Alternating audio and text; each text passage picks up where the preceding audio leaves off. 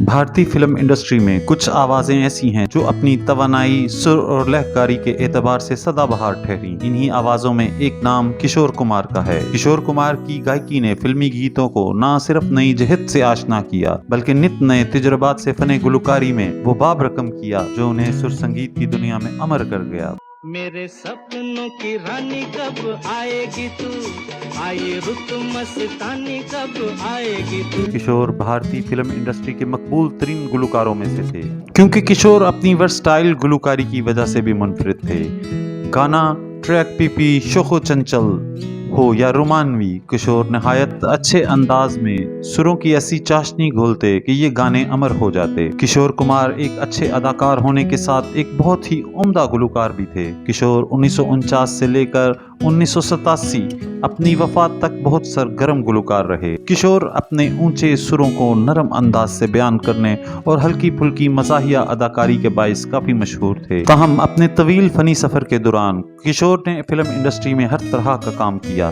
वो अदाकारी और गुलकारी के अलावा वो स्क्रीन राइटर, प्रोड्यूसर, डायरेक्टर और स्क्रिप्ट राइटर के तौर पर भी काम करते रहे। किशोर कुमार की कुछ बातें ऐसी हैं जो शायद लोग इतना नहीं जानते होंगे कि किशोर कुमार ने गायकी की प्रॉपर ट्रेनिंग नहीं ली थी, लेकिन जो भी काम किया, चाहे वो गाना हो या अदाकारी, पूरे माहिर अंदाज में काम सर अंजाम दिया। किशोर कुमार KL सहगल से काफी मुतासिर थे और किशोर ने हमेशा जो काम किया वो पेशावराना अंदाज में सर अंजाम दिया और मौसीकी के मुख्तलिफ अंदाज मुतारिफ कराए।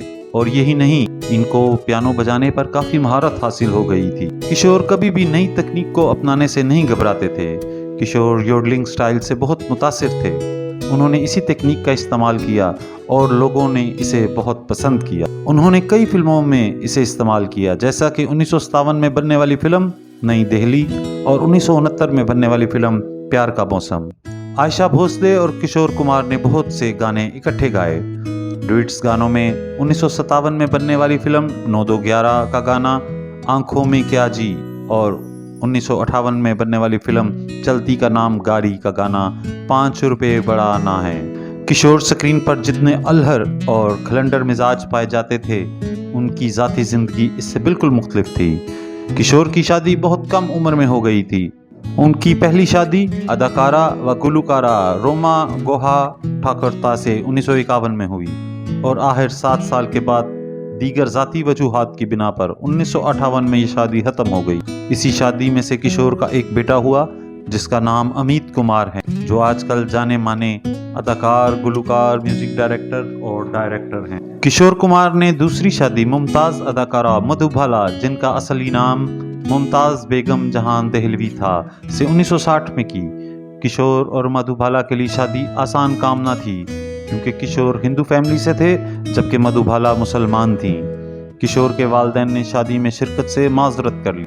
इसी वजह से किशोर और मधुबाला ने अपने वालिदैन को खुश करने के लिए अपनी शादी की तकरीब हिंदू रस्म व रवाज के मुताबिक रखी।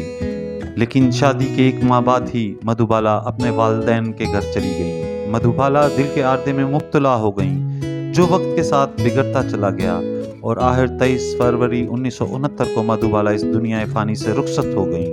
1969 में बनने वाली फिल्म आराधना का गाना रूप तेरा मस्ताना पर किशोर ने फिल्म फेयर अवार्ड जीता। 1970 की दहाई के वस्त में किशोर कुमार को मुल्क की सियासत में खींचा गया। संजय गांधी ने एक दफा किशोर को मुंबई में कांग्रेस रैली के लिए गाने का कहा, जिसे उन्होंने मना कर दिया। इस इनकार पर इनके तमाम गाने ऑल इंडिया रेडियो और दूरदर्शन पर बैन कर दिए गए। किशोर कुमार की जिंदगी के कुछ वाकयात ऐसे हैं जिनके बारे में बहुत कम लोग जानते होंगे। किशोर कुमार के भाई अशोक कुमार उनके बचपन के हवाले से बताते थे कि किशोर का बचपन में हर वक्त गला खराब रहता था, जिसकी वजह से किशोर हर वक्त खांसी करता रहता था। लेकिन एक दिन अचानक किशोर की उंगली कट गई, जिसके बायस किशोर ने ज़ारो की तार रोना शुरू कर दिया और मुसलसल 24 से 48 घंटे रोता रहा। इस दौर में पेन किलर इतने अच्छे नहीं थे जो फौरन से दर्द कम करते। जब वालदा दवाई देती, किशोर थोड़ी देर रोना बंद कर देता। जब असर कम होता, किशोर रोना शुरू कर देता। जब दर्द कम हुआ तो किशोर का गला बिल्कुल साफ हो गया था। किशोर कुमार अपने मुआवजे के मामले में काफी हसास थे।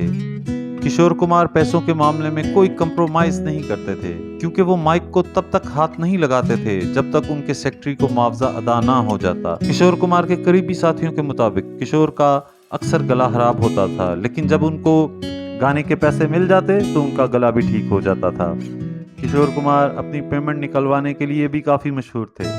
एक प्रोड्यूसर तलवार थे जिनके पास किशोर की कुछ रकम बकाया थी जो उन्होंने अदा नहीं की थी। किशोर कुमार अक्सर इसके घर के बाहर जाते और कहते, ए तलवार दे दे मेरे 8,000, और आखिरकार तलवार को शर्मिंदा होकर पैसे वापस करने पड़े। जब किशोर कुमार पैसा पैसा ये पैसा कैसा की शूटिंग कर रहे थे, उन्होंने अपने एक दोस्त से कहा, जब मैं मर जाऊं तो सारे पैसे मेरे सीने पर बांध देना, और अगर कोई पैसे मांगने आया तो उसके मुंह पर थप्पड़ मारूंगा। किशोर की एक ख्वाहिश थी कि उनका घर ऐसा हो जिसमें पानी ही पानी हो। किशोर ने एक आर्किटेक्ट को बुलाया और कहा उनके लिए ऐसा घर बनाएं कि जिसमें पानी ही पानी हो और उनके बेडरूम में भी पानी हो, और एक कश्ती हो जिसके जरिए वो अपने ड्राइंग रूम आए। है ये तो उनकी ख्वाहिश थी जो पूरी ना हो सकी। किशोर 1986 में दिल के आर्दे में मुब्तला हो गए, जिसके बाद उन्होंने रिकॉर्डिंग्स कम कर दी। किशोर कुमार ने अपना आखिरी प्लेबैक गाना मिथुन चक्रवर्ती के लिए गाया। ये 1988 में रिलीज होने वाली फिल्म वक्त की आवाज में आशा भोसले के साथ डुएट था।